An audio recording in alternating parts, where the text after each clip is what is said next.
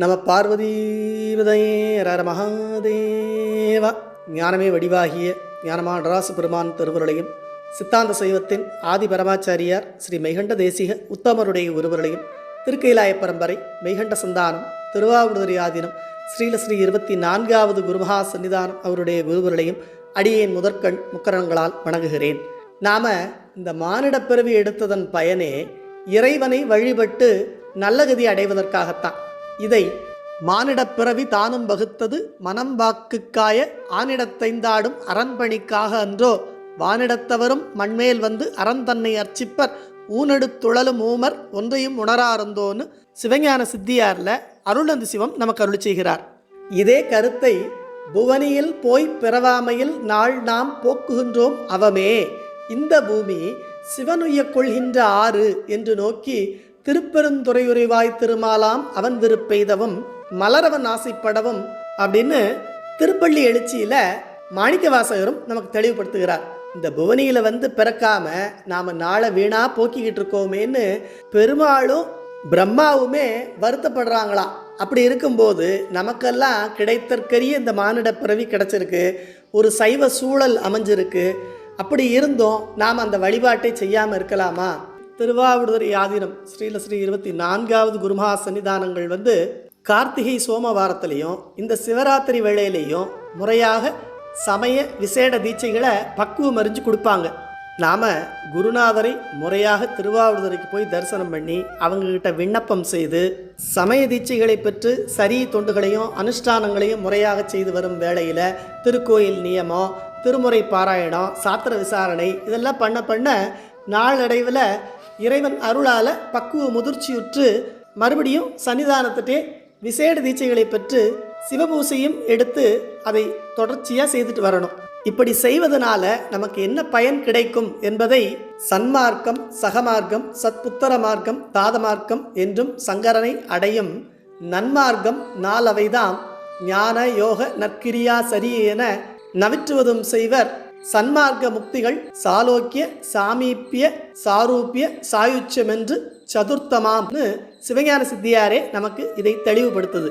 அதன்படி சரி தொண்டு செய்தவர்களுக்கு சாலோகமோ, கிரியை தொண்டு செய்தவர்களுக்கு சாமீபமோ, யோக நெறி நின்றவர்களுக்கு சாரூபமோ, ஞான நெறி அதாவது சிவபூசை செய்தவர்களுக்கு சாயுச்சிய முக்தியும் கிடைக்கும்னு நமக்கு நம்முடைய ஆச்சாரிய பெருமக்கள் அருளி செய்த திருமுறைகளும் மெய்கண்ட சாத்திரங்களும் தெரிவிக்குது. இந்த சாலோக, சாமீப, சாரூப, சாயுச்சியத்தில் அங்கே என்ன இன்பம் கிடைக்குமோ அதை கொஞ்சமாக ஒரு ருசி பார்க்குற மாதிரி சாமி இங்கேயே இப்போவே நமக்கு கொடுப்பார். அடடா, கேட்கவே எவ்வளோ சந்தோஷமாக இருக்குது. அப்படி ஒன்று மட்டும் கிடச்சிட்டுன்னா அந்த ருசியை கண்டவன் சும்மா இருப்பானா? எப்படியாவது அதை முழுமையாக அடையணுங்கிற வேட்கை அதிகமாகி அதுக்கான முயற்சியில் தீவிரமாக ஈடுபடுவான் தானே. சரி, அது எங்கே கிடைக்கும், எப்படி கிடைக்கும்? எனக்கும் கூட அதெல்லாம் கிடைக்குமாங்கிற கேள்வி எல்லாருக்கும் வருது தானே.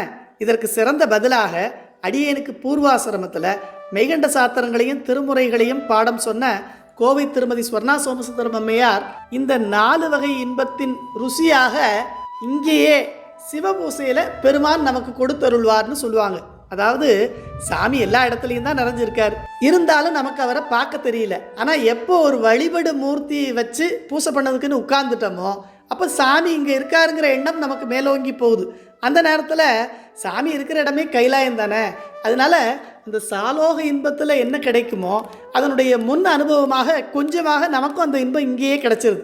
அதே போல் சாமி நம்ம பக்கத்தில் இருக்கார், அந்த வழிபடு மூர்த்தி நம்ம கை கட்டுற தூரத்தில் இருக்காருங்கும் போது அந்த சாமீப முக்தியில் கிடைக்கக்கூடிய இன்பம் இங்கேயே கொஞ்சமாக நமக்கு கிடச்சி போகுது. அதே போல் சாமி வந்து விபூதி, ருத்ராட்சம் இதெல்லாம் தாங்கி அஞ்செழுத்த வடிவாக இருக்கார். நாமளும் அந்த விபூதி, ருத்ராட்சம் போன்ற சிவச்சின்னங்களை அழிந்து அஞ்செழுத்தை இடைவிடாமல் சொல்லி அந்த சொரூபமாகவே ஆகும்போது சாரூப முக்தியில் என்ன இன்பம் கிடைக்குமோ அதனுடைய முன் அனுபவமாக கொஞ்சமாக இங்கேயே அந்த உணர்வு நமக்கு கிடைக்குது. எல்லாத்துக்கும் மேலே சாயுச்ச இன்பம்ங்கிறது வந்து திரும்பி வராத ஒரு நிலை தான். இருந்தாலும் இங்கே பெருமானை வழிபடும் போது இந்த உலக வாதனைகள்லாம் விட்டு போய் எல்லாம் மறந்து போய் பெருமானே நீ மட்டும் எனக்கு போதும் அப்படின்னு அவரோட லயிச்சு இருக்கும் நேரத்தில் நமக்கு ஒரு இன்பம் கிடைக்கும் பாருங்க. அதுலேயும் சில நேரம் ஒருவேளை நமக்கு உலக வாதனை தாக்கத்தினால வெளியில் கவனம் சிதறினாலும் சாமியே அந்த இடத்துல ஒரு அற்புதம் பண்ணுவார். அவர் சிரசில் வச்சுருக்க பூ அப்படி லேசாக கீழே சரிஞ்சு விழும். விழுந்த உடனே அடடா சாமி நம்ம மேலே இவ்வளோ கருணை பண்ணிட்டாரேன்னு நினச்சி ஒரு சந்தோஷம் வரும் பாருங்க. சாயுச்சி இன்பத்தில் என்ன கிடைக்குமோ அதனுடைய ஒரு முன் அனுபவமாக லேசாக நமக்கு அந்த அனுபவம் இங்கேயே கிடைக்கும். சரி, இந்த கொஞ்ச அனுபவமே இப்படி பெரிய இன்பத்தை தருதுன்னா அதுவே நிரந்தரமாக கிடைச்சா எவ்வளோ பெரிய சந்தோஷம். அதுக்கான முயற்சியில் நாம் இன்னும் ஈடுபடாமல் இருக்கலாமா?